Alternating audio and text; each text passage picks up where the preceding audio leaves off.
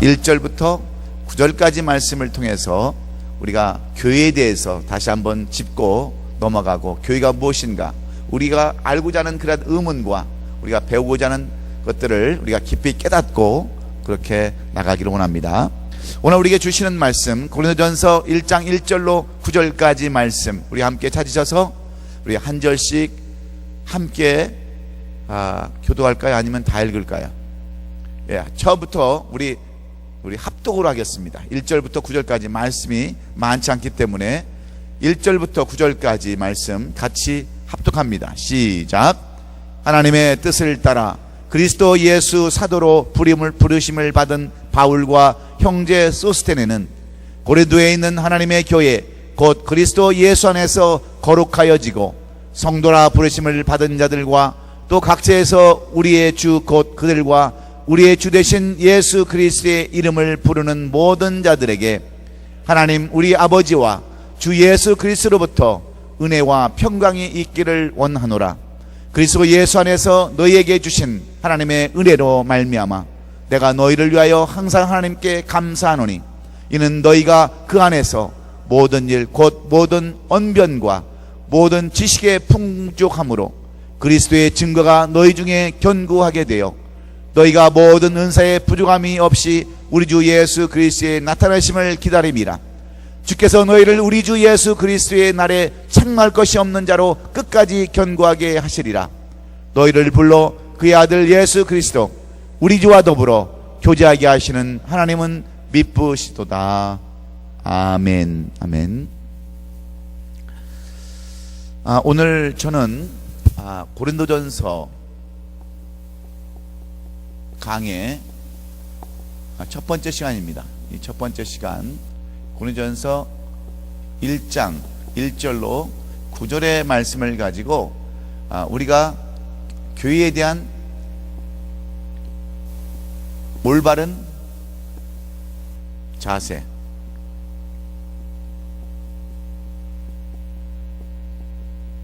이러한 타이틀로 교회가 무엇인가, 교회가 어떤 곳인가라는 것을 우리가 오늘 다시 한번 이 말씀을 통해서 배우기를 원하는 겁니다.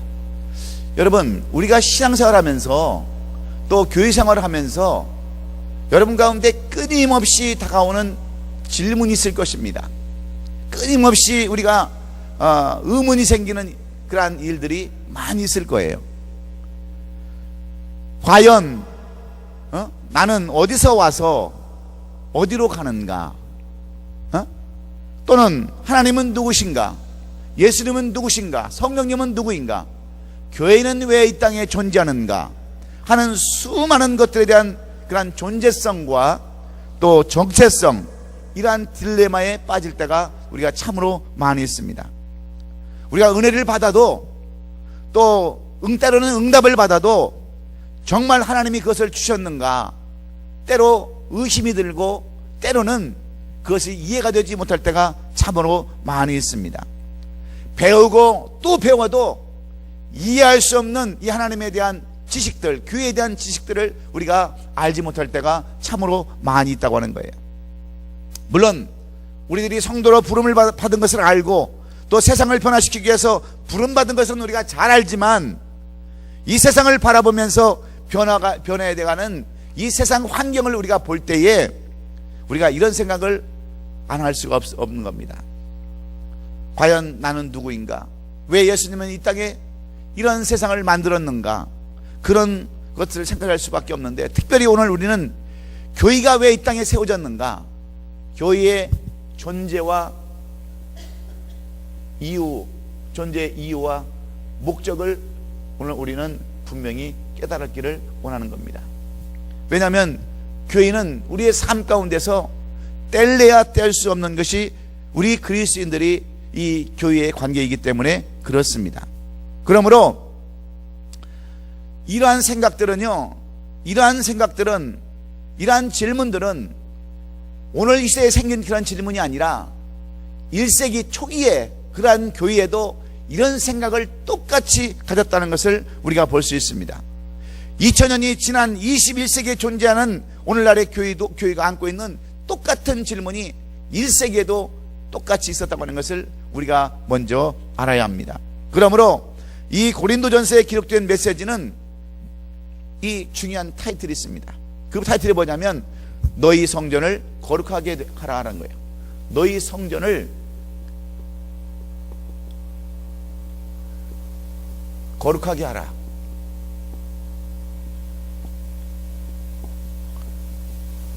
이게 바로 이 고린도전서가 주는 핵심 요지입니다. 우리 한번 따라서 한번 할까요? 너희 성전을 거룩하게 하라. 이게 오늘 이 고린도전서가 주는 핵심 포인트예요. 이게 가장 중요한 내용입니다. 교회를 어떻게 해야 되느냐? 교회를 거룩하게 해야 된다고 하는 것이 오늘 이 고린도전서가 1장부터 마지막까지 주시는 그러한 내용들이라는 것을 우리가 알 수 있습니다. 왜냐하면 이 교회는 예수 그리스도를 구주로 고백한 각 개인들의 그러한 자체 모임이기도 하지만 이러한 우리들이 모여서 교회를 이끌어가고 있기 때문에 그렇습니다. 그래서 교회는 에클레시아라고 에클레시아, 예? 에클레시아라고 바로 부름받은 사람들의 공동체가 바로 교회입니다. 부름받은 사람들의 모인 그 공동체가 교회예요. 그래서 교회는 우리가 이렇게 얘기하는 건 이런 건물을 얘기하는 것이 아니고 이런 건물은 뭐냐면 예배당이라고 그러는 겁니다. 예배당. 건물은 교회가 아닙니다. 그건 예배당이고 이렇게 여러분들이 두세 사람이 모여서 하나의 공동체를 만들고 지체를 만드는 것, 이것이 바로 교회라는 것을 여러분이 확실히 알고 넘어가야 돼요. 그래야 오늘 우리가 이 사도 바울이 이야기하는 교회를 우리가 이해할 수 있는 것입니다. 그래서 우리가 이 고린도전서를 공부할 때에 교회가 과연 무엇이며 교회를 어떻게 우리가 거룩하게 할 것인가, 이 성전을, 우리가 모여있는 이 성전을 우리가 어떻게 거룩하게 할 것인가 하는 내용들이 오늘 이 고린도전서에 잘 기록되어 있습니다. 한마디로 고린도 교회는 어떤 교회냐면 이 고린도 교회의 우리가 이제 그 상황이나 그런 것들을 살펴보면서 왜 사도 바울이 이 고린도 교회에게 이 편지를 썼는가를 우리가 잘 알아야 합니다. 그래서 사도로 부르심을 받은 바울과 형제 소스데네는 고린도 교회에 있는 하나님의 교회 곧 그리스도 예수 안에서 거룩하여지고 성도라 부르심을 받은 자들과 각처의 우리 주 곧 그들과 우리 주 되신 예수 그리스도의 이름을 부르는 모든 자들에게 하나님 우리 아버지와 주 예수 그리스도로부터 은혜와 평강이 있기를 원하노라 하면서 이 고린도 교회에게 주시는 이 편지 내용은 한마디로 소망의 메시지입니다. 소망의 메시지예요. 희망의 메시지예요. 그들을 꾸짖거나 그들을 뭐 잘못된 것을 이렇게 들춰내려고 이 편지를 쓴 것이 아니라 그들로 하여금 희망과 소망의 메시지를 주기 위해서 오늘 이 고린도 교회에게 쓰는 편지인데, 우리가 먼저 이 고린도 교회의 그 삶을 살펴보면 왜 사도 바울이 이 고린도 교회에 이 편지를 쓸 수밖에 없었는가, 그것을 알려면 우리는 먼저 우리가 로마서를 한번 알아봐야 됩니다. 로마서를 찾아보면 이 고린도 교회에 대한 실상이 그대로 적혀져 있어요. 여러분 왜 그런 줄 아세요? 이 고린도전서를 사도 바울이 쓸 때 어디서 쓴 줄 아십니까? 예? 이 고린도전서를 쓸 때 어디서 썼어요? 아니다, 로마서를 쓸 때 사도 바울이 어디서 이 편지를 썼겠어요? 고린도에서 썼어요. 고린도에서. 그래서 로마에 있는 성도들에게 너희들은 이렇게 살지 말아라, 너희들은 교회를 이렇게 잘해라 할 때 어디를 샘플로 정했냐면 그 샘플 교회가 바로 이 고린도 교회예요. 고린도 교회. 그래서 이 고린도 교회에서 이 로마서를 썼기 때문에 고린도 교회에 대한 실상이 어디에 잘 나와 있냐면 로마서 1장 8절로 그 9절 이하에 보면, 18절 이하에 보면 그 내용들이 기록되어 있어요. 우리 한번 찾아서 한번 읽어볼까요? 로마서 1장 1절로 18절 말씀 한번 찾아서 살펴보겠습니다. 안 띄워졌나요? 예, 여기 스크린에 띄워져 있습니다. 같이 한번 읽어볼까요? 시작. 하나님의 진노가 불의로 진리를 막는 사람들의 모든 경건하지 않음과 불의에 대하여 하늘로부터 나타나느니. 19절. 안 띄워졌어요? 예. 컴퓨터가 느린지. 자, 그러면 일단 18절 한번 보십시다. 여러분, 이 말씀이 무슨 말씀입니까? 하나님의 진노가 불의로 진리를 막는 사람들의 모든 경건치 않음과 불의에 대해 하늘로 쫓아난다고 하는 이 말씀은 무슨 말씀이에요? 온갖 죄악의 모습들을 이렇게 나타난다고 하는 그 말씀으로 시작하면서 로마서 다시 한번 찾아봅니다. 로마서 다시 한번 찾아봐요. 로마서 1장 18절부터 이걸 살펴봐야 여러분들이 고린도 교회가 어떤 형편에 있는가를 우리가 알 수 있습니다. 다 찾으셨죠? 예? 예. 자, 로마서 1장 18절을 우리가 한번 보면서 그 다음에 24절부터 32절까지에 보면은 여기에 대한 내용들이 잘 나와져 있습니다. 여기에 잘 나와졌는데 제가 먼저 한번 찾아서 한번 우리 장로님 한번 찾아서 크게 읽어주실까요? 손한복 장로님. 예. 24절부터 32절까지. 그러므로 하나님께서 그들을 마음의 정욕대로 더러움에 내버려 두사 그들의 몸을 서로 욕되게 하게 하셨으니 이는 그들이 하나님의 진리를 거짓 것으로 바꾸어 피조물을 조물주보다 더 경배하고 섬김이라. 주는 곧 영원히 찬송할 이시로다. 아멘. 예. 이 때문에 하나님께서 그들을 부끄러운 욕심에 내버려 두셨으니 곧 그들이 여자들도 순리대로 쓸 것을 받고 영리로 쓰며 그와 같이 남자들도 순리대로 여자 쓰기를 버리고 서로 향하여 음욕이 부릴 듯하며 남자가 남자와 더불어 부끄러운 일을 행하여 그들의 그릇 때문에 상당한 보응을 그들 자신이 받았느니라. 예, 여기까지요. 여기 보면은 당시 고린도 교회의 실상이 나타나 있어요. 예? 26절에 보면 저희 여인들도 쓸 것을 받고 영리로 쓰며 이와 같이 남들도 순리대로 여인 쓰기를 버리고 서로 향하여 음욕이 불붙으며 하면서 고린도 교회에 나타나는 그러한 그 현재 지금 상황을 말씀하고 있는데, 그 당시 고린도 교회는 오늘 이 시대처럼 어떤 사회냐면 게이나 레즈비언 같은 사람들이 그 당시에도 상당히 많이 있었음을 이야기하고 있습니다. 여러분, 오늘날 게이가 오늘날 생긴 게 아니에요. 옛날부터 이 게이나 레즈비언들이 있었음을 말씀하고 있습니다. 그래서 동성연의 그 죄악들이 20세기에 들어와 있는 것이 아니라 1세기의 초대교회에서부터 이미 존재했다는 것을 우리가 잘 알아야 돼요. 여러분, 여기 페스나에 가보면은요, 그 게이들 있잖아요. 게이바가 있습니다. 그리고 산타안에 가보면, 이 산타모니카 같은 데 가보면 잘 사는 동네잖아요. 그런데 가봐도 이 게이바들이나 레즈비언들이 모이는 장소가 엄청나게 많이 있습니다. 여러분, 이 사람들은 그냥 우리처럼 가난한 사람들이 아닙니다. 돈이 많아가지고 그 돈을 주체할 수 없어서 다른 쪽으로 무언가를 찾는 사람들이에요. 그래서 여러분, 게이바 같은 데 가보면 정말 부촌에 있어요. 부촌에. 여기 페세나나 여기 산타모니카 가보세요. 게이바들이 얼마나 많은지.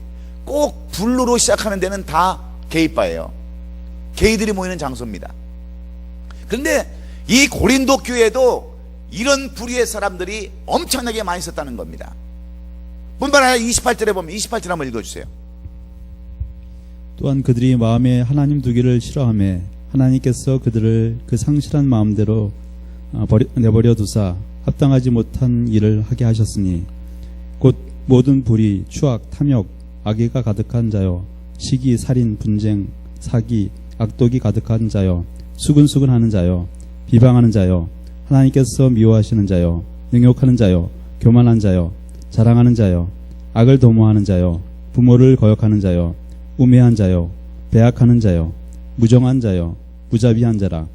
그들이 이 같은 일을 행하는 자는 사형에 해당한다고 하나님께서 정하심을 알고도 자기들만 행할 뿐 아니라 또한 그런 일을 행하는 자들을 옳다 하느니라. 예, 여기까지 보면 이게 바로 고린도 교회에 나타나는 그러한 모든 죄악상들입니다. 세상에 있는 죄란 죄는 이 고린도 교회 안에 다 들어있는 것을 우리가 볼 수 있어요. 여러분, 오늘날 우리가 살아가는 이 시대는 어떻습니까? 이런 것들이 없습니까? 세상에 있는 죄란 죄는 다 우리 가운데 지금 들어와 있는 세대에 우리는 살아가고 있습니다. 똑같이 고린도 교회도 이렇게 지금 모든 세상의 죄가 만연하게 이렇게 퍼져 있는 것을 우리가 볼 수 있어요. 여러분, 그렇다면 이렇게 사도 바울이 로마서에서 이렇게 기록하고 있는 것은 무엇을 의미하고 있을까요?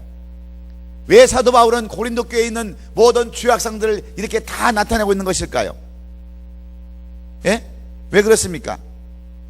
사도 바울은 고린도 사회의 죄악된 실상을 보면서 로마에 있는 교인들에게 편지를 보내면서 너희들은 이렇게 살지 말라고 그렇게 권면하고 있는 것을 우리가 볼 수 있습니다. 그래서 로마서에 보면, 로마서 1장 18절로 32절까지 보면 이 고린도 교회에 대한 죄악상이 낱낱이 이렇게 기록되어 있는 것을 우리가 볼 수 있습니다. 여러분, 우리가 그래서 이 고린도 전서를 공부하면서 우리 교회의 모습과 우리 교인들의 모습을 한번 살펴봐야 됩니다. 그러면 우리는 이렇게 죄악이 만연한 가운데서, 이런 세상 가운데서 살아가는데 과연 우리는 그리스도인이라고, 교인이라고 말하면서 우리는 과연 어떤 삶을 살아가고 있느냐 하는 것을 우리가 깨달아야 합니다. 여러분, 우리가 세상이 그러니까 우리도 그렇게 살아야 합니까? 모든 악독, 추악, 탐욕, 시기, 살인, 분쟁, 사기, 악독, 수근수근 이런 모든 것들이 우리의 삶 가운데 그대로 나타나야 됩니까? 이렇게 죄악된 사회에 살아갈 수밖에 없는 우리이기 때문에 우리의 삶은 늘 문제 특성일 뿐이에요. 우리가 살아가는 교회도요, 우리가 몸담고 있는 교회도요, 문제 투성입니다. 여러분, 어느 교회든지 문제 없는 교회 한 교회도 없습니다. 큰 교회는 그 문제가 크니까 보이지 않아서 덮어버리니까 문제가 나타나지 않지만, 작은 교회는 그것이 드러나서 여러분 더 큰 문제를 유발하는 것 뿐입니다.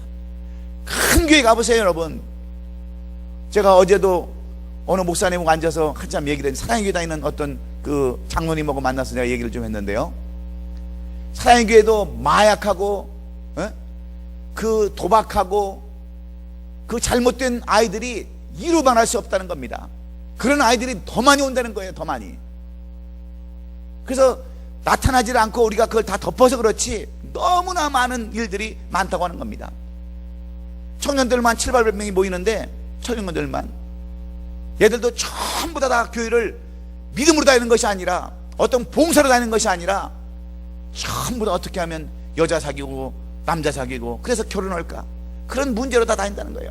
그 장로님이 직접 그렇게 얘기를 하시더라고요. 자기가 거기서 순장을 하고 있고 1:1 그걸 교육을 가르치고 있는데 이루 말할 수 없는 문제들이 많이 있다는 거예요. 교역자들하고도 문제가 있고 성도끼리 문제가 있고, 거기도 외로운 사기꾼이 없겠어요. 교인들 등쳐먹고 도망가는 사람, 사기쳐먹고 도망가는 사람들 수특히 많다는 거예요. 그러면 이렇게 불완전한 인간이 모여서 형성하는 공동체가 여러분 왜 문제가 없겠느냐는 겁니다. 그래서 문제는 어느 사회나 다 있고 어느 교회나 다 있을 수 있습니다. 여러분, 이 세상에 문제 없는 교회 한 군데도 없어요. 우리가 이것을 알아야 합니다. 그래서 우리가 잘 아는 스펄전 목사님이 그 설교 내용을 보면요, 이런 내용이 있어요. 어떤 청년이 이 목사님을 찾아와서 상담을 했대요. 목사님, 내가 교회를 여러 군데 다녀봤는데 교회 가는 교회마다 너무나 실망스러워서 교회를 더 이상 다니고 있지 못합니다. 목사님, 그러니 목사님이 지금까지 집회를 다니시면서, 그리고 목사님이 보시면서 정말 좋은 교회가 있으면 목사님 저한테 좀 교회를 소개시켜 주세요 하고 이 스펄전 목사님한테 부탁을 했다는 거예요. 그때 여러분, 스펄전 목사님이 뭐라고 대답한 줄 아십니까? 그 유명한 대답이 있습니다. 그 목사님은 이 청년을 향해서 이렇게 얘기했습니다. 여보게, 자네가 정말 혹시 그런 교회를 찾는다고 한다면 나에게도 좀 그런 교회를 좀 알려주게. 나도 좀 그런 교회를 좀 다니고 싶네.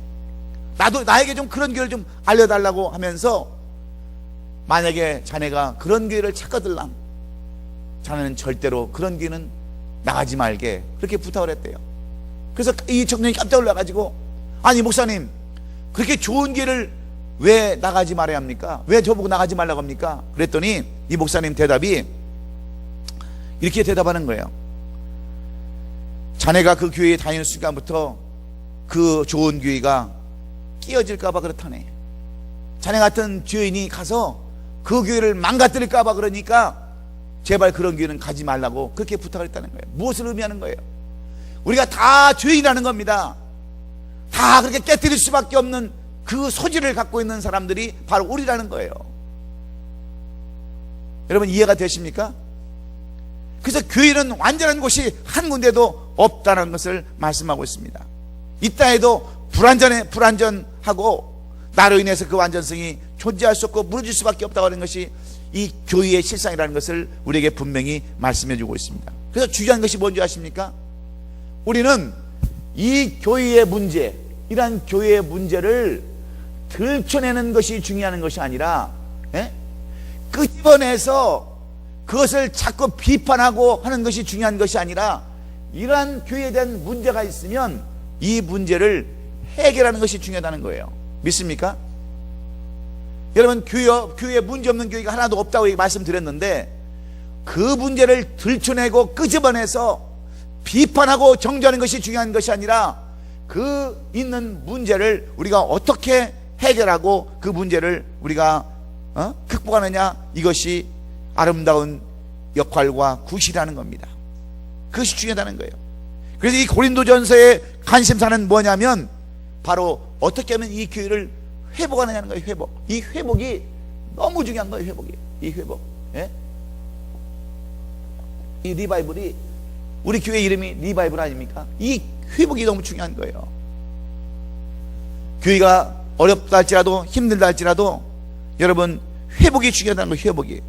그래서 어떻게 하면 문제를 넘어서 하나님의 기대를 우리가 충족시킬 수 있을까? 예, 관심을 가지고 이 고린도서를 우리가 공부해야 될 줄로 믿습니다. 그래서 새로운 교회관이 여러분의 신앙 가운데 있기를 저는 바라요. 사실 우리 교회의 그 실상을 살펴보면요, 지금 올해로 14년째입니다. 14년을 제가 이렇게 되돌아보면은 그 개척에서부터 지금까지 삶을 살펴보면 얼마나 여러분 문제가 많았는지 아세요?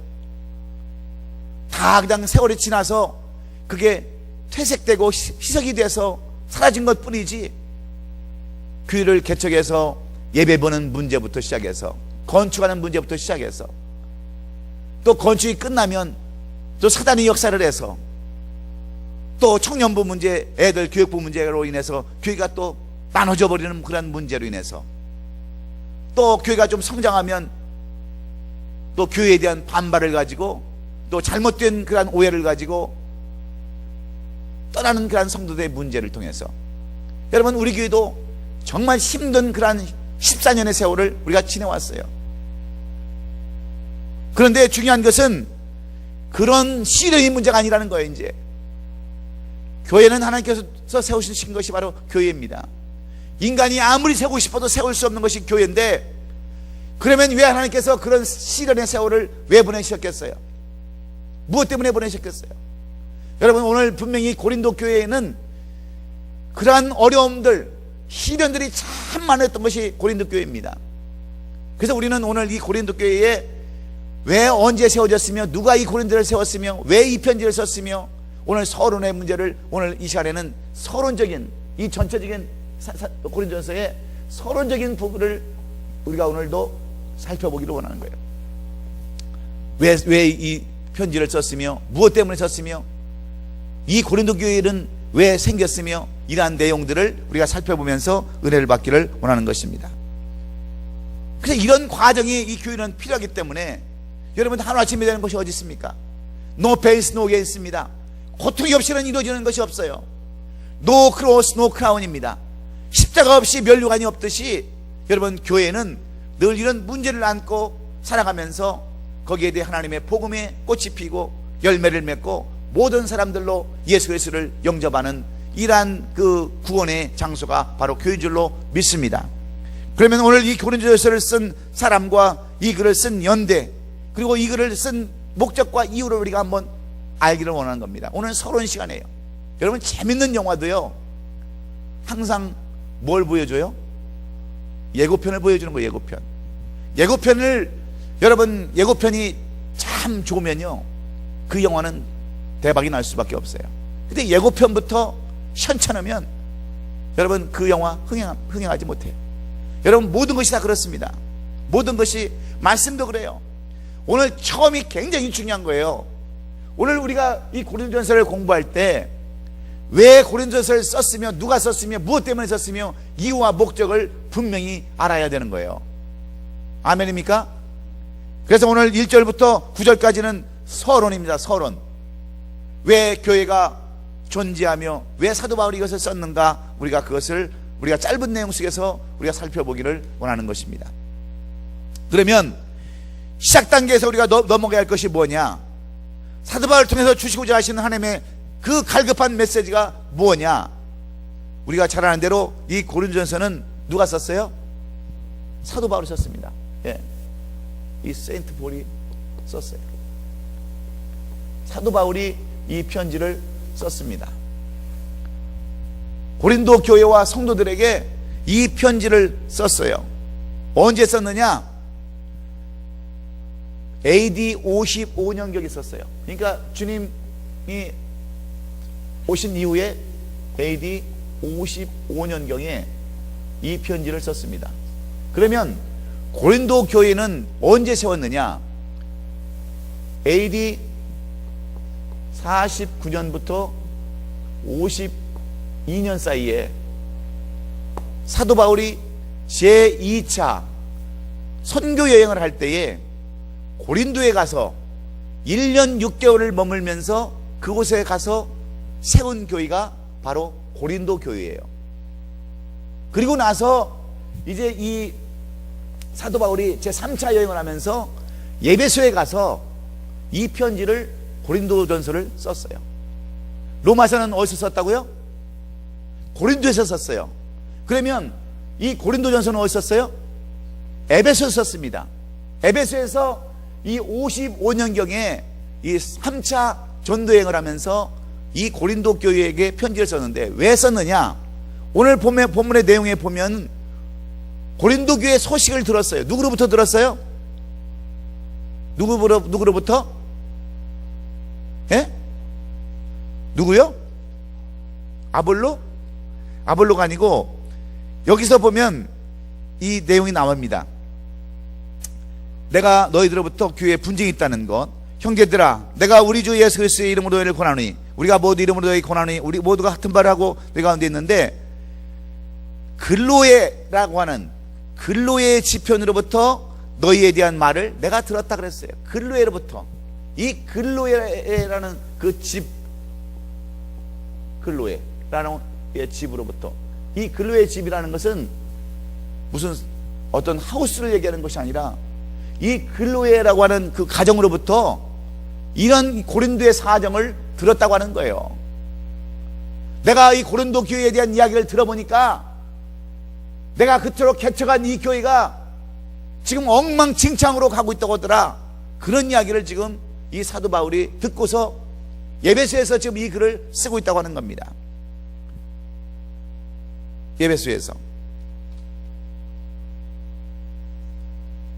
그래서 이 말씀을 쓰고 있는데, 오늘 이 본문을 쓰고 있는데, 고린도 교회는 사도 바울이 아까 얘기했지만 2차 전도 여행 때에 직접 세운 교회였습니다. 이 고린도를 여행하고 1년 6개월 동안 여기에 머물면서 심혈을 기울여 가지고 이 교회를 개척을 했어요. 그러니까 직접 세운 그런 교회입니다. 근데 이곳은 이 고린도가 어떤 곳이냐? 고린도로 얘기하면은 알렉산더 대왕 이전부터 아테네와 또 스파르타와 함께 그리스의 3대 도시가 바로 이 고린도예요. 그러니까 아테네, 스파르타, 고린도 하면 그리스의 3대 도시란 말이에요. 3대 도시. 여러분 그리스 안 가보셨죠? 아테네 안 가보셨죠? 스파르타 안 가보셨죠? 저도 안 가봤어요. 안 가봤지만 우리가 뭐 그림을 가서 보면은 고대 도시들 가운데 얼마나 휘황찬란하게 그 유적들이 남아 있습니까? 이 그리스의 문화가 이렇게 꽃피운 데가 바로 이 고린도, 그 다음에 아테네, 스파르타 그런 지역이었어요. 그리고 이 지역은요, 로마 시대에 와가지고는 지중해 해상의 교통의 중심이었어요. 바로 이 고린도는 항구도시입니다. 항구도시. 옛날에는 모든 물품을 대부분 배로 실어 날랐어요. 그래서 이 항구가 있는 곳을 중점적으로 해서 도시가 발달을 했습니다. 그래서 도시가 대부분 다 이렇게 물을 따라서, 중국도 마찬가지예요. 다 양자강을 중심으로 다 이렇게 강을 끼고 바다를 끼고 도시가 다 형성이 되게 되어 있는데, 그런 도시가 발전하게 되어 있는 거예요. 그런데 고린도 지역이 바로 그런 지역이었어요. 그래가지고 이 상업이 발달하니까 돈이 생기죠. 그러면 돈이 생기면 문화가 발달하죠. 향락이 발달하죠. 그러면 뭐가 들어와요? 죄악이 들어오게 되어 있습니다. 여러분, 사람이 왜 죄를 많이 더 짓는 줄 아세요? 돈에 쪼달려 보세요. 여러분, 죄 질 시간도 없어요. 이 돈이 말이에요, 돈이 막 없고 그러면 일하기 바쁘고요, 먹고 살기 바쁩니다. 여러분, 돈 없을 때 죄 짓기가 쉬워요? 돈 있을 때 죄 짓기가 쉬워요? 돈 있을 때가 훨씬 죄 짓기가 더 쉽습니다. 한국에 있는 여러분 문제들은요, 다 누가 짓는 줄 아십니까? 다 졸부들이 져요. 성적인 죄, 사기죄, 모든 것들은 다 돈 때문에 생기는 거예요. 돈 때문에. 이 고린도 지역도 상업이 발달하니까 그런 죄의 문화가 엄청나게 유입이 들어오는 거예요. 그러면 그 교회에 세워져 있는, 고린도 교회에 있는 교회들은 영향을 받겠어요? 안 받겠습니까? 당연히 받게 되는 거예요. 당연히. 문화와 경제가 풍요로운 곳이었고 선교하기에 알맞은 곳이었기 때문에 사도 바울은 이곳에서 최초로 고린도 교회를 설립했습니다. 그런데 이 교회는요, 이러한 문화적인 배경과 경제적인 그 배경 때문에 여러 가지 많은 문제를 갖고 있었어요.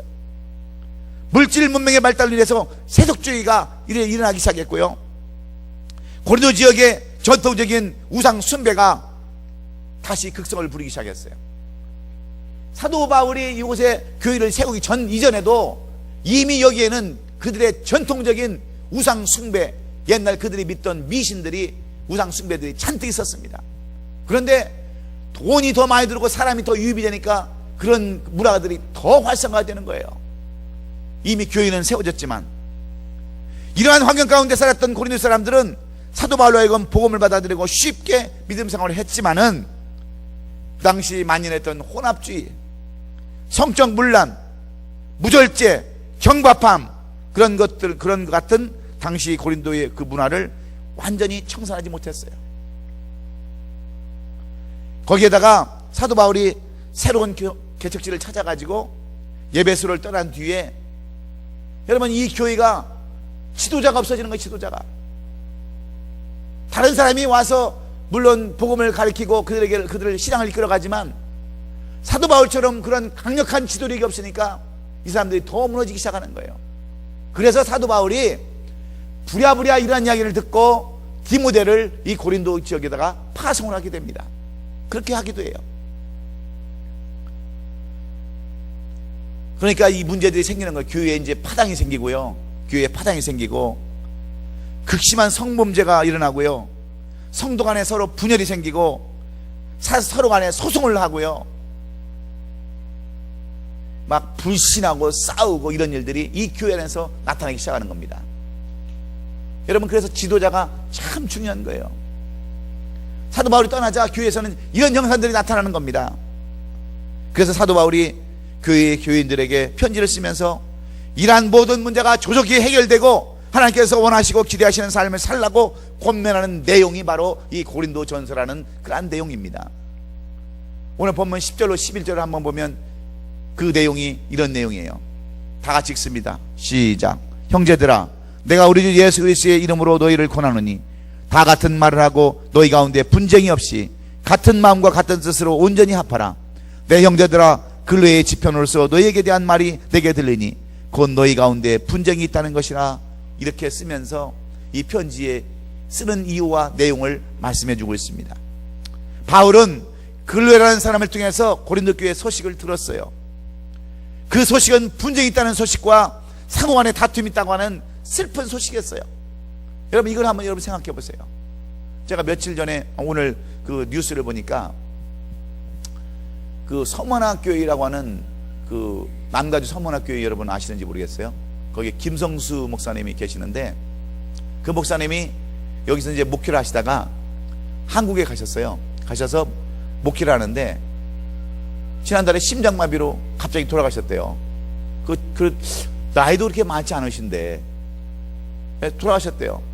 그래가지고 여기서 추모 예배를 드린다고 그러는데, 여러분, 그 목사님이 이렇게 돌아가셨다고 하는 이야기를 듣고 그 서문학교에 있는 성도들이 얼마나 가슴이 아프겠어요. 갑자기 그것도 심장마비로 젊은 목사님이 뭐 나이도 60도 아직 안 됐는데, 예? 갑자기 돌아가셨다 그러면 성도들이 얼마나 가슴이 아프겠어요. 그런데 하물며 이 자기가 개척한 교회 목사가 교회가 그냥 깨어지고 망가지고 다 부쉈다는 얘기를 들을 때 이 사도 바울의 마음이 얼마나 아프고 찢어졌겠어요. 그렇지 않겠어요? 교회가 성도가 몇 사람이 떠나도 목사는 그것 때문에 잠을 못 자는데요, 교회가 그렇게 어려움이 있고 환란이 있고 고통이 있다고 하는 얘기를 들을 때 사도 바울이 얼마나 괴롭겠느냐 말이에요. 안 그렇겠습니까? 마치 자식들이 싸우고 등지고 사는 것을 보는 부모의 심정과 똑같을 거라고 저는 그렇게 생각을 해봅니다. 저도 그래요. 저도 별로 식구들도 많지 않지만 우리 교회들끼리 싸우는 거, 그거 정말 해결할 수가 없어요. 그러면 결국 둘이 싸우면 어떻게 되느냐, 한 가정이 떠나는 게 아니라 두 가정이 다 떠나는 거예요. 다 그렇게 돼 있어요, 교회 자체가. 그러니 사도 바울이 얼마나 정말 가슴이 졸이고 가슴이 아팠겠어요. 내가 정말 잘못 가르쳐서 그런가, 본을 못 보여서 그런가, 괴로울 수밖에 없는 겁니다. 그런데 바울이 설립한 교회에서 여러 가지 문제가 있다는 소식을 접한 사도 바울은요, 그 문제 해결책으로 편지를 썼는데 이것이 바로 고린도전서라는 얘기예요. 고린도서라는 얘기입니다. 사실 사도 바울은 이 글을 쓰게 되기 전에 많이 망설였어요. 그리고 이 내용에 대해서 내가 편지를 쓴 것을 후회도 했었어요. 내가 괜히 편지를 써서 오히려 교회에다가 불난 집에 불을 붙이는 꼴이 아닌가, 그렇게 후회를 했다니까요. 그런 내용이 우리가 성경을 잘 찾아보면 고린도 후서에 가보면 나와 있어요.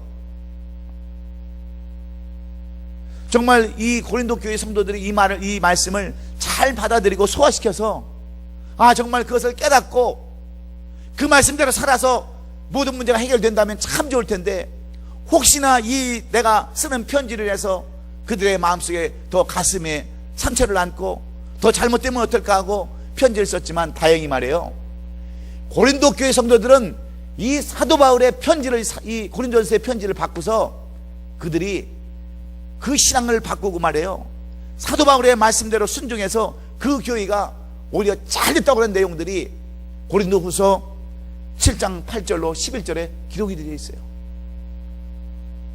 그 내용 떠 있습니까? 한번 찾아보겠습니다. 고린도후서 7장 8절로 11절 말씀 한번 다 같이 찾아서 읽습니다. 그래서 이 사도 바울이 고린도후서에 가서는 감사의 편지를 쓰는 거예요.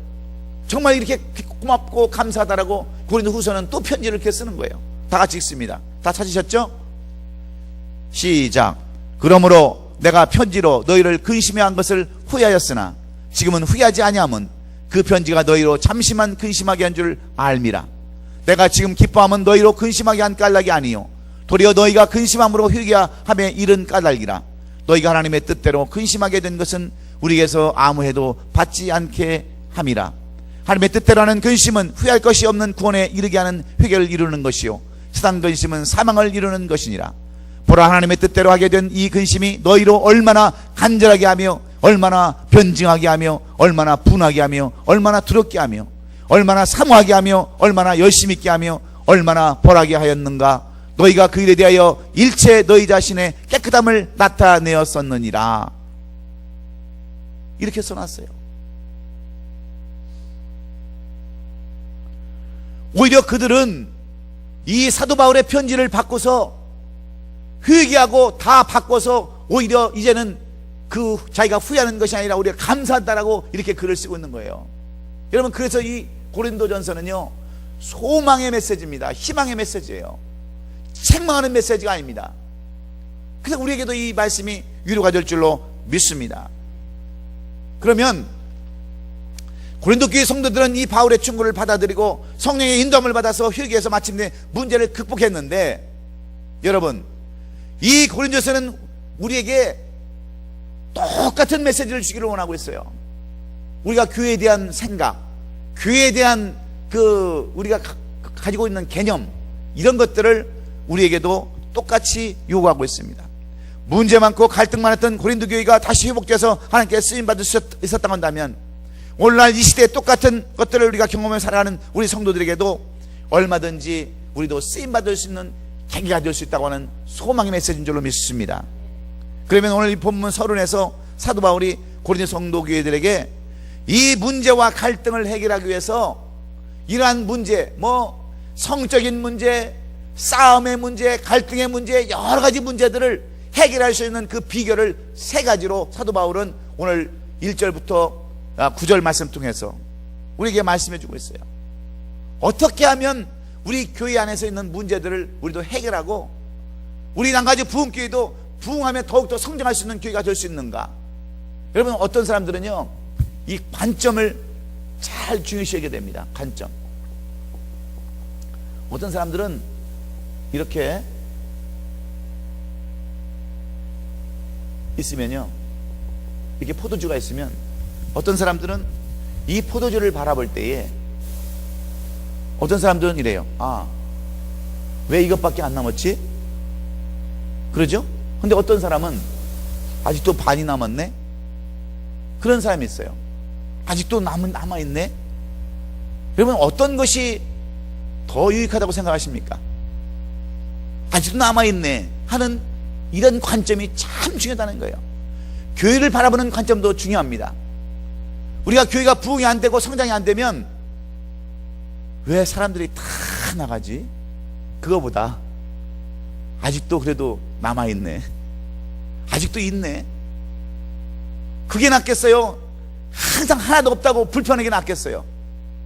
예? 그 제가 아름다운 인사를 시켰잖아요. 얼마나 그 인사가 아름답습니까? 아름다운 것이 죄라면 당신은 사형감입니다. 이거 멋있는 말이잖아요. 그렇죠? 그러므로 오늘 이 교회를 보는 관점이 너무너무 중요한 거예요. 그래야 이 교회의 문제가 해결될 수 있어요. 교회가 성장할 수 있어요. 부흥할 수 있어요. 회복될 수 있어요. 근데 사도 바울은 우리에게 오늘 세 가지로 말씀하고 있습니다. 그게 뭐냐? 교회에 일어나는 모든 문제를 해결할 수 있는 첫 번째 비결은 뭐냐? 먼저 하나님의 은혜를 기억하라는 겁니다. 첫 번째는 하나님의 은혜를 기억하라. 그러면 이 문제들이 해결된다는 거예요. 고린도 교회가 서로 땅을 짓고 서로 싸우고 분쟁하고 음식 먹는 문제, 제사 지내는 문제, 수많은 문제를 가지고 서로 싸울 때에 사도 바울은 그들에게 오늘 단면적으로, 결과적으로 너희들이 그런 문제를 해결하기를 원한다면 가장 먼저 하나님의 은혜를 기억하라고 오늘 본문 2절에서 말씀하고 있습니다. 2절에 뭐라고 나와 있어요? 2절에 다 같이 읽습니다. 시작. 그리스도, 고린도에 있는 하나님의 교회 곧 그리스도 예수 안에서 거룩하여지고 성도라 부르심을 받은 자들과 각처에서 우리 주 곧 그들과 우리 주 되신 예수 그리스도의 이름을 부른 모든 자들에게 하나님의 은혜, 우리 아버지와 주 예수 그리스도로부터 은혜와 평강이 있기를 원하노라 그랬습니다. 여러분, 2절에 보면 사도 바울은 고린도 교회 성도들에게 고린도에 있는 하나님의 교회 곧 예수 그리스도 안에서 거룩하여지고 성도라 부르심을 입은 자들이라고 이렇게 얘기하고 있습니다. 성도라 이 말이 무슨 말이에요? 거룩하여지고 성도라 부르심을 입은 자라는 표현은 우리가 쓰는 흔히 어떤 도덕적인 것을 의미하는 게 아니에요. 그런 것을 뛰어넘는 그런 말입니다. 어떤 깨끗한 그런 의미를 뛰어넘어서 구별된 그런 삶을 의미하고 있는 거예요. 거룩하여지고 성도라 부르심을 입은 자라는 그런 표현은 구별된 삶을 사는 것을 말씀하고 있습니다. 그래서 교회는 뭐라고 했어요? 교회는 에클라시아, 부름받은 사람들의 모임이라고 이야기를 하고 있는데, 우리가 예수님을 믿고 구원받아 하나님의 자녀가 된 그 순간부터 우리는 어떤 존재인지하면 구원받은 존재입니다. 구별된 존재가 된 거예요. 불림을 받아서 이렇게 한 공동체를 만드는 그러한 존재가 우리라는 겁니다. 그래서 세상 사람들과 다르게 구별된 특별한 존재라는 것을 우리에게 말씀해 주고 있어요. 하나님께서 속한 자로서 하나님을 위하여 살아가는 존재로 구분되었기 때문에 하나님의 은혜를 입은 자는 하나님의 은혜 받은 자답게 행동하고 살아가야 한다고 하는 그러한 의미를 우리에게 부여해 주고 있습니다. 여러분, 우리가 이런 얘기를 할 때마다, 이 구원에 대한 이야기를 할 때마다 꼭 우리에게 들려주는 예화가 있어요. 그게 무슨 예화인지 아십니까? 거지 왕자에 대한 예화예요. 어느 왕이 아들이 없어서 그 왕의 왕위를 물려줄 수가 없는데, 오늘 행차를 하다가 길거리에 가다 보니까 다리 밑에서 어떤 젊은 사람이 하나 있는데 너무나 거지치고는 너무나도 잘생겼어요. 순수하게 생겼어요. 그래서 이 왕이 지나가다가 저놈을 갖다가 내가 왕자를 삼으면 되겠다 생각을 해가지고 그 왕자를 데려다가 잘 시켜서 왕자 옷을 입혀가지고 양아들로 삼아서 모든 문무백관 대관을 다 불러서 잔치를 벌였어요. 내가 행차를 하다가 지나가다가 저 사람을 발견하고 내가 내 양아들로 삼았으니 오늘부터 이 아들은 내 아들이라고 선포식을 했어요. 큰 잔치를 벌려가지고. 그래서 이 아들은 뭐가 됐어요? 하루아침에 왕자가 됐어요. 왕자가 부르심을 받아가지고. 그런데 이 왕자는요, 다리 밑에서 십몇 년을 살다 보니까 그 왕자 옷이 얼마나 거추했는지 몰라요. 예? 차라리 옛날에 거지로 살 때가 더 편해. 와서 밥 먹어라, 씻어라, 이렇게 해라, 저렇게 하라는 게 귀찮아 미치겠는 거야. 세수도 옛날에는 개울가에 가서 마음대로 그냥 하면 됐는데, 그냥 시녀들이 세수에다가 금대에다가 물을 받아다가 닦아주고, 이리 닦아주고, 창피하게 그냥 열이 너무너무 안 맞는 거예요. 그래서 맨날 생각하는 게 뭐냐면, 다리 밑이 좋았는데. 여러분, 솔직히 다리 밑이 좋습니까? 왕자가 좋아요? 거지가 좋아요? 왕자가 훨씬 좋은데도 불구하고 그 습성 때문에, 죄의 습성 때문에 그 다리 밑을 생각하는 거지와 여러분과 저와 뭐가 다를 바겠습니까? 왜 이 거지는 다리 밑을 생각하는 겁니까? 하나님이 베풀어 주신 그 크신 은혜를 망각하고 살기 때문에 그래요. 그 은혜를, 하나님의 은혜를 잊어버리고 살기 때문에 그래요. 그래서 우리는 하나님의 자녀로 우리가 불러주셨어요. 우리도 거룩한 하나님의 백성으로 우리를 불러주셨어요. 그런데 우리가 어떻게 삶을 살아가느냐? 옛날 것만 생각하는 거예요. 옛날 그 거지처럼 살던 거, 그냥 막 사는 거, 그것이 우리 몸속에 배어가지고 그렇게 사는 모습을 여러분, 우리는 생각해보지 않을 수가 없어요. 그 국에서 호화롭게 살면서 이제는 왕권을 이어받을 왕자의 삶으로 우리를 불러주셨는데, 아직도 거지처럼 살아간다고 한다면 여러분, 이것은 잘못된 거예요. 예? 이것은 왕자다운 행동을 우리가 할 수 없는 것, 이런 것들은 여러분, 우리가 이 거지가 잘못 생각을 하고 있는 거예요. 여러분, 우리도 마찬가지 아닙니까? 우리는 원래 다 죄인이었지만 하나님의 부르심을 받고, 예수 그리스도의 부르심을 받고, 우리도 하나님의 자녀가 되어서 하나님의 재산을, 모든 것을 상속받을 수 있는 왕자가 되었던 사람들이에요. 근데 여러분, 삶을 한번 살펴보세요. 그 은혜를 여러분 알고 사십니까? 아직도 그걸 주셨음에도 불구하고 우리는 거지처럼 그렇게 살고 있잖아요. 거지처럼 그냥 개울에서 막 얼굴이나 닦으려고 그러고요, 누가 던져주는 밥이나 먹으려고 그러고. 왜 그럽니까? 이 하나님의 은혜를 기억하지 못하기 때문인 줄로 그렇게 알아야 합니다. 저는 이 교회를 개척해서 지금까지 오지만 정말 사실 이 목회하는 게 솔직히 괴로울 때가 많이 있어요. 예? 재정도 그렇고 교회 돌아가는 모든 형편을 볼 때요. 그래서 어떤 목사님을 만나는데 어떤 목사님 두 사람이 저 산타모니카에 가서 이제 어떤 목사님이 너무 목회가 힘들어가지고 그 산타모니카 태평양을 바라보면서 내가 왜 이민 목회를 해가지고 이렇게 고통을 당하는가 하고 그 산타모니카 그 해변을 바라보면서 그냥 코가 쭉 빠져가지고 이렇게 있는데 어떤 목사님이 또 거기를 구경 왔다가 이 목사님을 발견하고서 아니 왜 그러고 있습니까? 그랬더니 목회가 너무 힘들어서 그렇죠. 그랬더니 그 목사님이 그러더래요. 내가 목회를 너무 힘들어서 한 발씩 목회를 그만둘 때마다 한 발씩 옮겼으면 지금 나는 태평양 가운데쯤 가 있을 겁니다. 그러더라는 거예요. 그만큼 힘든 게 목회예요. 근데 저도 목회를 이렇게 하다가 너무 정말 힘들 때가 많이 있어요. 여러 가지 생각할 때마다 그럴 때마다 하나님께서 저에게 어떤 마음을 주는 줄 아십니까? 하나님의 은혜를 기억하라는 거예요. 하나님의 은혜를 기억하는 거예요. 제가 전번에 우리 권사님들하고 신방을 하고 나서 그 냉면을 먹으러 갔어요. 냉면을 먹으러 갔는데 그 어떤 권사님은 그냥 그 냉면을 먹으면서 거기에 뭐 이렇게 반찬 같은 거 나오잖아요. 계속 앞에다 갖다 놓는 거예요. 제 앞에다가. 예? 목사님 더 드세요. 더 드세요. 그러니까 옆에 있는 그 웨이트레스가 아니 어머님 제가 할게요. 다 알아서 갖다 드립니다. 해도 그냥 우리 권사님들 다 목사님 이쪽에 앉으세요. 저 아무나 앉아서 밥 먹으면 어떻습니까? 저는 주는 밥은 있잖아요. 아무데나 먹어도 저는 감사해요.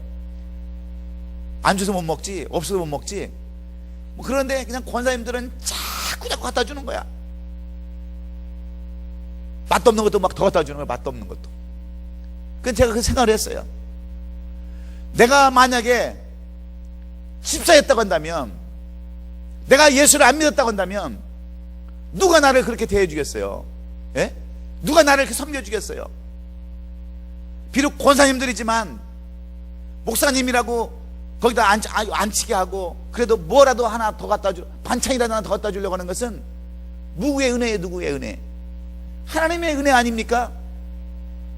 그걸 제가 듣고 깨달았어요. 하나님의 은혜를 생각하면 그래도 우리 이만큼이라도 있는 성도들이 너무나도 감사한데 나는 뭐 때문에 이렇게 물질적으로 힘드니까 여러 가지로 힘드니까 그렇게 힘들고 어려운 과정 속에서도 다시 힘을 얻을 수 있는 것은 뭐냐면 무엇 때문이라고요? 이 하나님의 은혜 때문인 거예요. 은혜 때문에. 교회도 마찬가지입니다. 교회가 힘들고 어려워도 정말 하나님께서 세워주신 것만 감사해도요 하나님의 은혜가 되는 줄 믿어요. 이건 문제가 되지 않는 거예요. 저는 이제 많은 목사님들을 요즘 좀 이렇게 만나고 있는데요, 목사님들 얘기 들어보면요 교회당을 못 구해서도 얼마나 힘든 사람들이 많이 있는 줄 아세요? 교회가 없어가지고 창고에 들어가서 그 창고 속에서 예배드리는 사람도 많이 있어요. 성도 10명이 없어 20명이 없어가지고 쓸쓸하게 예배 보는 사람들이 많이 있어요. 그래도 이만큼 주신 것 하나님의 은혜라고 생각하면 감사해야 되는 줄로 믿습니다. 그래서 불평하면 안 돼요. 하나님의 은혜를 기억해야 되는 줄로 믿습니다. 그래서 하나님의 은혜를 기억하셔서 완전한 교회를 이뤄나가시는 저와 여러분 되시기를 주의 이름으로 축원합니다. 두 번째는요, 사울이 권면하는 두 번째는 믿음과 확신을 가져야 돼요. 예수 그리스도에 대한 증거를 굳게 붙잡는 믿음과 확신이 있어야 된다고 말씀하고 있습니다. 6절에 보면 그리스도의 증거가 너희 중에 견고케 되어라고 그렇게 말씀합니다. 하나님은 우리 모든 그리스도인에게 그리스도를 증거할 수 있는 능력을 다 주셨어요. 그리스도인이 된 순간, 교회의 성도가 된 순간에 우리에게는 다 하나님께서 능력을 주셨단 말이에요. 여러분 그걸 이해하세요? 고린도 교회 성도들에게는요 뭘 주신 줄 아십니까? 여기에는 뭘 주셨냐면 은사를 주셨다고 그랬는데 구변이 뭐예요? 언변이에요. 언변. 이 특별히 이 그리스 사람들 있잖아요, 이 히랍에 있는 사람들은 말을 잘해요. 그래서 거기에 이 철학자들이 참 많이 있습니다. 그런데 이 고린도 교회 성도들에게는요, 구변을 주시고요, 지식을 주셔서 그리스도인들을 증거할 수 있도록 그렇게 하셨어요. 5절 말씀에 보면요, 5절 말씀에 이는 너희가 그 안에서 모든 일 곧 구변과 모든 지식에 풍족하다 그랬어요. 이미 그들은 예수를 믿음으로 말미암아서 하나님께서 그들에게 말 잘하는 것과 지식을 주셨단 말이에요. 그래서 그 유명한 소크라테스와 같은 철학자들이 다 이 그리스에서 나온 사람들입니다. 그런데 아무리 말을 잘하고 지식이 뛰어난다 할지라도 예수 그리스도의 복음, 즉 예수 그리스도를 증거하는 삶이 나타나지 않으면 그것은 바리새인과 사두개인과 똑같다는 겁니다. 피 묻은 십자가의 복음이 내 삶에 적용되지 않는다고 한다면 그리스도와 나와는 아무 상관이 없다고 하는 거예요. 그래서 구원에 대한 확신, 이 믿음, 이것이 있어야 된다는 거예요. 여러분, 예수님께서 6월절 전에 아버지께 돌아가실 때가 되어서 여러분 제자들에게 발을 씻겨주시지 않았습니까? 그때 베드로가 뭐라고 그랬어요? 주여, 주께 내 발을 씻기시나이까 하자 예수님은 나의 하는 것을 너희가 알지 못하나 이후에는 알리라 하시고 내가 너를 씻기지 아니하면 너와 내가 상관이 없다라고 그렇게 말씀하셨어요. 이 말씀은 이 땅의 죄인된 우리들을 구원하시기 위해서 사람의 몸을 입고 오셔가지고 십자가에 달려 죽으셨던 예수 그리스도의 그 헌신과 그 사랑과 사랑과 희생, 이것을 알지 못하면 너와 나는 상관이 없다, 그런 얘기입니다. 이 십자가의 복음을 우리가 알지 못하면요, 여러분, 우리가 시기하고 여러분 질투하고 분쟁하고 불의와 취악과 탐욕과 여러 가지 악으로 살아갈 수밖에 없습니다. 그러므로 십자가의 복음을 다시 한번 여러분 굳게 붙잡아야 돼요. 이 십자가의 복음, 예수 그리스도에 대한 복음, 십자가의 복음, 예수님에 대한 증거, 이것을 우리가 회복하면요, 교회의 문제는 해결된다고 하는 거예요. 그렇지 않습니까? 이 십자가의 복음, 예수께서 왜 우리를 이렇게 사랑하셨는가, 주님의 사랑과 십자가를 우리가 기억하면 여러분 교회에는 문제가 있을 수 없다는 거예요. 우리가 이것을 모르기 때문에 싸우고 질투하고 시기하고 그런 삶을 살아갈 수밖에 없습니다. 마지막으로 시간이 많이 갔기 때문에 좀 줄여야 되겠습니다. 마지막은 은사를 여러분 기억해야 돼요. 은사. 세 번째는 은사를 소멸하지 말아야 돼요. 은사를. 이미 성경에 기록된 대로 고린도 교회 성도들은요, 많은 은혜를 받았습니다. 사도 바울을 통해서 은사를 많이 받았어요. 죄 많은 도시에 죄가 많았던 교회였지만 이상하리 많지 교인들은요, 하나님의 은사에 대한 성령의 은사를 체험한 것이 고린도 교회 성도들이었어요. 그래서 옛날 말에 죄 많은 곳에 뭐가 많다고요? 은혜가 많다고. 고린도 교회 성도들은 특별히 은사를 많이 받았어요. 그런데 여러분, 이 은사에는 두 가지가 있습니다. 은사는요, 두 가지가 있는데, 첫 번째는 성령의 은사가 있어요. 그 다음에 두 가지, 또 하나는 성령의 열매가 있어요. 그렇죠? 성령의 은사는 여러분 뭐예요? 몇 가지예요? 9가지예요. 여러분, 이걸 내가 숱하게 가르쳐 줬어요. 숱하게. 고린도전서 12장에 보면 이 성령의 은사가 있는데 여러분 이렇게 외세요.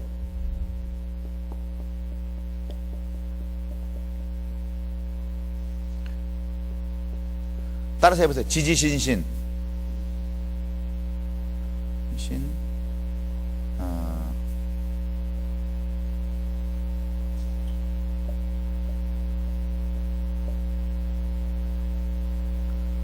지혜의 은사. 따라서 해요. 지혜의 은사, 지혜의 말씀의 은사, 지식의 말씀의 은사. 그 다음에 이것은 신이라는 것은 믿을 신이에요. 여러분 쉽게 위해서 내가 이렇게 만든 거예요. 믿음의 믿음, 믿을 신, 믿음의 은사예요. 믿음의 은사. 그 다음에 또 신은 뭐예요? 신유의 은사예요. 예? 지지신신. 따라서 해보세요. 그럼 네 가지죠. 지혜의 말씀의 은사, 지식의 말씀의 은사, 그 다음에 믿음의 은사, 신유의 은사, 그 다음에 예언의 은사가 있어요. 예언의 은사. 예언의 은사. 여러분 예언의 은사 아시죠? 예언의 은사가 있고 또 능력 행함의 은사가 있어요. 능력 은사, 능력 은사, 능력의 은사. 그렇죠? 그 다음에 무슨 은사가 있냐면 방언의 은사가 있어요. 방언. 그 다음에 통역의 은사가 있어요. 또 하나 뭐가 있냐면 분별, 예언 분별의 은사가 있어요. 분별. 예? 예언 분별의 은사가 있어요. 예언의 은사가 있지만 이 분별의 은사가 있어요. 그걸 무슨 분별이냐면 영분별. 그렇죠. 영분별이죠. 그래서 이걸 어떻게 오냐면 지지신신. 따라서요. 지지신신. 예능, 방통, 분별. 이렇게 외우세요. 그러니까 지지신신이면 예능으로 방통을 분별할 수 있다. 저는 이렇게 외요. 그냥 이렇게 연상법으로 이렇게 외웁니다. 그래서 이 성령의 9가지는, 은사의 9가지는 이거예요. 믿습니까? 지지신신, 예능, 방통, 분별. 이렇게 저는 외요. 그러면 성령의 열매는 갈라디아서 나오죠? 갈라디아서 뭐가 나와요? 자, 사, 희, 화, 예? 오자양, 예? 충원절. 이렇게 외라고 그랬죠. 중국에 가면 사회화가 되면, 이 사회화가 되면 오자양이라는 여자는 어디로 가야 된다고요? 충원절로 가야 된다. 이렇게 저는 외웠어요. 그래서 다 이것을 외요. 그러면 사랑과 희락과 화평과 오래 참음과 자비와 양성과 충성과 온유와 절제, 이렇게 외는 거예요. 그게 공부도 자꾸 연상법을 이렇게 해서 외면요. 저는 대학교 갈 때 이 콘사이스죠. 사전을 15,000단어를 외웠어요. 그 15,000단어를. 근데 지금 다 잊어버렸지만 다 외웠어요. 우리 집사람이 그걸 알아요. 그냥 한 장씩 뜯어먹으면서 그걸 외웠어요. 그러니까 단어는, 말은 잘못해도 단어는 다 기억을 했었어요. 근데 안 쓰니까 다 잊어버리는 거예요. 근데 여러분도 자꾸 외울 생각을 하시란 말이에요. 외울 생각. 그래서 우리 부흥교회 성도들은 성령의 9가지가 뭐야? 그러면 그냥 지지신신 거기까지만 외도 4가지는 다 알아. 예? 예능, 방통, 그 다음에 분별. 예능하고 방송, 통신이 생각나잖아요. 예? 지지신신, 예능, 방통, 분별. 그러면 영분별까지 딱 나오는 거예요. 그리고 사회화가 되면 오자양이라는 여자는 절로 갈 수밖에 없다. 도망갈 수밖에 없다. 그렇게 해서 외면 이 9가지가 다 외줄 수 있단 말이에요. 이것을 얘기하는 것이 아니라 많은 사람들에게 이 은사를 주셨어요. 이 성령의 9가지 은사를 다 줬어요. 지혜의 은사, 지식의 은사, 그 다음에 믿음의 은사, 신의 은사, 예언의 은사, 능력 행함의 은사, 그 다음에 방언의 은사, 통역의 은사, 영분별의 은사를 주셨단 말이에요. 여러분에게도 다 있어요. 이 군데서 여기서 하나도 없는 게 없어요. 어떤 사람은요, 남들은 죽어도 안 믿는다는데 그 사람은 믿음을 가지고 있는 믿음의 은사가 있어요. 그리고 말씀을 보면 깨닫는 은사가 있어요. 지혜로는 말씀이 있어요. 지혜를 깨달아주고 하는 거 있고, 또 지식으로 깨닫는 사람이 있어요. 그리고 손을 대면 그냥 병이 나는 사람도 있어요. 그리고 예언을 하는 사람이 있어요. 예언이라는 것은 무슨 점쟁이가 하는 것이 아니라 하나님이 주시는 말씀을 인해서 덕을 세우게 하시는 분들이 있단 말이에요. 그 다음에 통역하는 사람도 있지 않습니까? 영분별하는 사람이 있어요. 딱 보면 너 무당이지, 너 하나님 안 믿지, 너 귀신 들렸지, 뭐 다 이렇게 구분하는 사람이 있어요. 여러분들이 이것을 확인하지 않아서 그렇지 다 있어요. 지식의 은사가 있든지 믿음의 은사가 있든지 무슨 은사든 다 있어요. 근데 그런 은사를 저버리지 말라는 겁니다.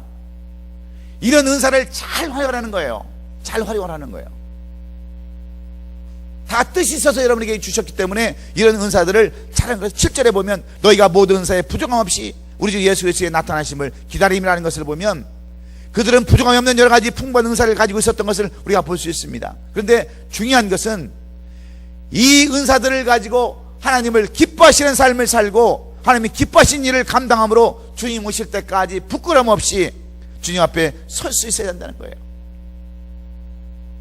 은사는 받았는데 잘못 쓰면은요, 예언한다고 맨날 너 내일 모레면 죽는데 너 뭐 하면 안 돼, 그래가지고 잘못 써먹는 경우가 얼마나 많이 있습니까? 그래서 8절에 보면 부탁하잖아요, 사도 바울이. 주께서 너희를 우리 주 예수 그리스도의 말에 책망할 것이 없는 자로 끝까지 견고히 하시리라, 이렇게 말씀하고 있습니다. 우리에게 은사를 주신 것은 그 은사를 가지고 잘 먹고 잘 살라고 주는 것이 아니라, 남에게 부의를 하고 자랑을 하고 준 것이 아니라, 은사를 주신 것은 이웃을 돕고요, 자신의 삶도 견고하게 하라는 거예요. 그래서 내 은사를 잘 활용해서 교회에 덕이 되게 하라는 겁니다. 덕이 되게. 이 은사를 인해서 교회를 망하게 하는 것이 아니라 교회에 덕을 끼치라고 우리에게 은사를 주셨는데, 그 은사를 잘 활용하면, 은사를 소멸치 아니하면 이 교회는 성장할 수밖에 없다고 하는 거예요. 그렇지 않습니까? 우리 손흥목 집사, 우리 장로님에게는 믿음의 은사를 주셨어요. 아니면 우리 손흥목 장로님에게는 지식의 은사를 주셨어요. 지혜의 은사를 주셨어요. 그리고 다른 분에게는 여러 은사를 주셨는데, 그런 은사를 서로 나타내서 교회에 덕을 끼친다고 한다면 왜 교회가 문제가 있겠느냐고 하는 사도 바울의 지적입니다. 여러분, 이 교회는 우리가 잘 이끌어갈 공동체입니다. 여러분, 교회가 잘 돼야 우리의 모든 것들이 잘 되게 돼 있어요. 그렇지 않습니까? 교회가 시끄럽고 교회가 맨날 싸우고 교회가 어지러우면요, 모든 세상 것도 잘못되게 돼 있어요.